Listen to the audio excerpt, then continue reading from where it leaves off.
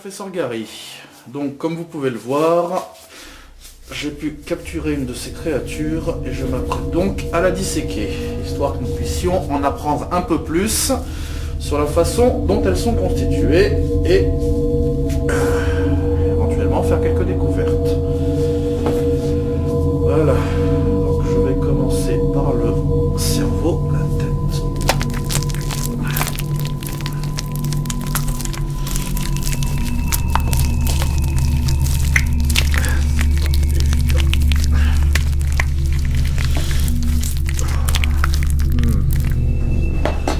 Déjà, une des choses que l'on peut remarquer, c'est qu'au niveau du cerveau, une importante concentration de mycoses, de champignons, ce qui expliquerait leur agressivité. À mon avis, elles doivent être sujettes à un énorme mal de tête. Infestée comme elle est, ça ne m'étonnerait pas. Pour ce qui est du cervelet, effectivement, 3 fois moins grand que celui d'un être humain, ce qui explique qu'elle soit plus ou moins dénuée d'intelligence. Effectivement, le liquide du cerveau, quant à lui, plus vraiment liquide, on va dire, comme s'il était figé, poisseux. Bien. Visiblement, absence d'intelligence, absence de cerveau sain, donc c'est tout ce que je peux dire au niveau de la tête. Bon, déjà, forte agressivité due au cerveau infesté de champignons, ça c'est un début. Je continuerai un peu plus tard à ce niveau-là. Je vais maintenant m'aventurer dans une autre partie du corps. D'abord je vais changer mes gants parce que c'est vraiment poisseux. Je reviens tout de suite. Voilà, je suis de retour avec des gants propres. Oui, je sais ce que vous vous dites, cette pièce est sûrement chichement décorée, mais j'ai décoré avec ce que j'ai pu trouver un peu partout. Mais bon, peu importe, ce n'est pas le sujet aujourd'hui. Maintenant, nous allons passer au corps, enfin plutôt à la cage thoracique. Donc là, il va falloir un peu plus de force.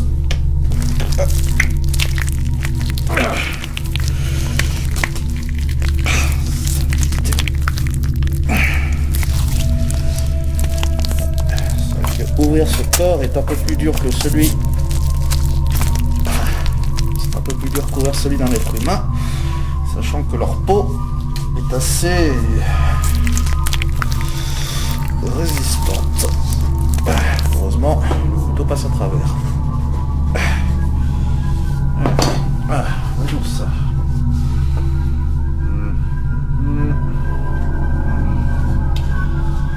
Effectivement, constater pas mal de... Visiblement, les mycoses ne sont pas uniquement dues au cerveau. La cage thoracique est elle aussi infestée. D'ailleurs, nous allons voir ce que ça donne au niveau du cœur. Enfin, d'abord la cage thoracique écartée.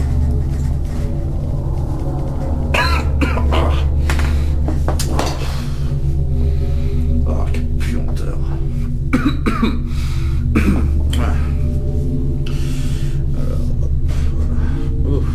C'est qu'elle est friable en plus, cette cage thoracique. Bizarrement, c'est résistant à l'extérieur mais pas à l'intérieur. Pour le cœur,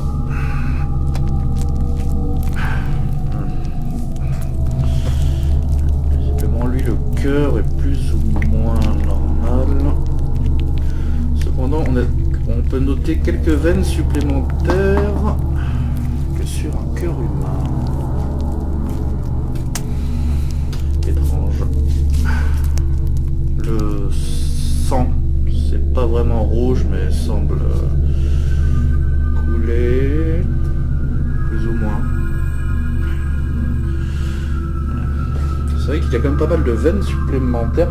Ça expliquerait leur agilité et la vitesse qu'elles ont à nous courir après. Ouais, effectivement. niveau du foie,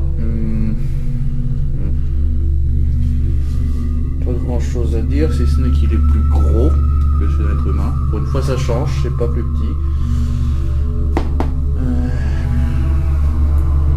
Les poumons sont atrophiés. Je pense que quand elles respirent, ou du moins qu'elles essaient de respirer, ça leur procure également plus de douleur. Et l'oxygène envoyé au cerveau doit les stimuler dans la douleur sûrement, ce qui explique qu'elles soient aussi agressives. C'est un peu comme si un être humain courait avec un corps complètement pourri et qu'à chaque mouvement il souffrait.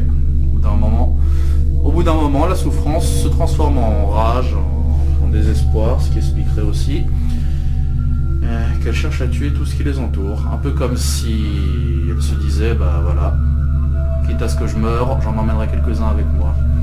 Bien sûr, ce n'est qu'une théorie. Voilà. Bon, ça c'est pour le cœur, le foie et les poumons. Je ne pense pas que je vais explorer entre les jambes.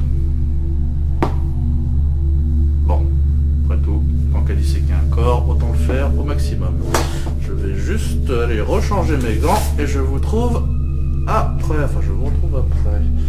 Du moins, si elle ne s'est pas réveillée, qu'elle m'a pas déchiqueté la tête.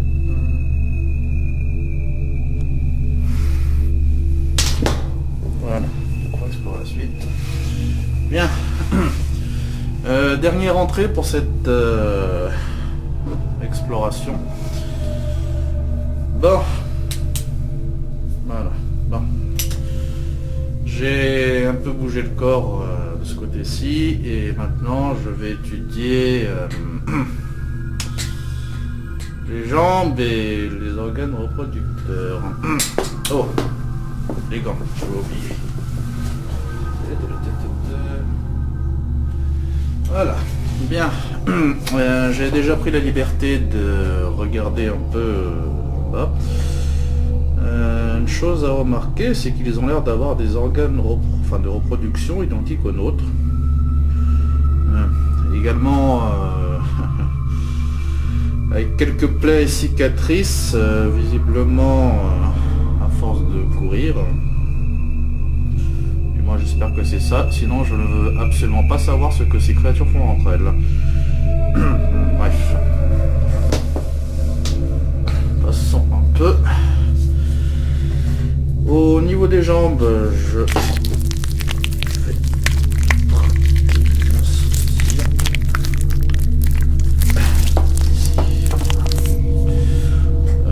on peut donc déjà remarquer que les os et les muscles ont l'air déjà beaucoup plus développés au niveau des jambes. Comme je le disais avant, c'est sûrement à force de chasser, de courir.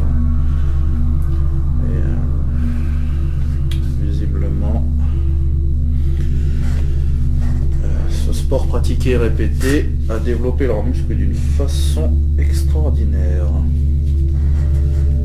Je pense que si l'on pouvait trouver un moyen de développer les muscles humains de la même façon, ça permettrait à tous les survivants de pouvoir courir non seulement plus vite, et également de distancer les créatures.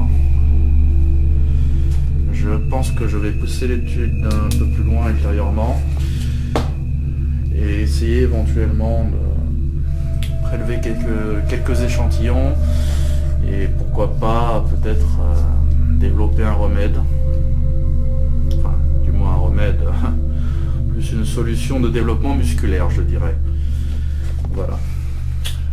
Et bien je pense que ce sera tout pour cet enregistrement là, qui j'espère parviendra un jour à un archiviste qui pourra montrer éventuellement ce contre quoi nous fuyons, nous survivons.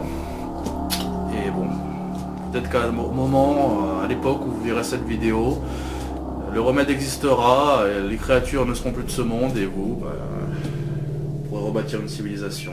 Voilà. Bien, ce sera tout. Je vous souhaite bon courage à tous et si vous êtes dans le même monde, eh bien, bonne survie. Voilà. Professeur Gary, 6e entrée, terminée.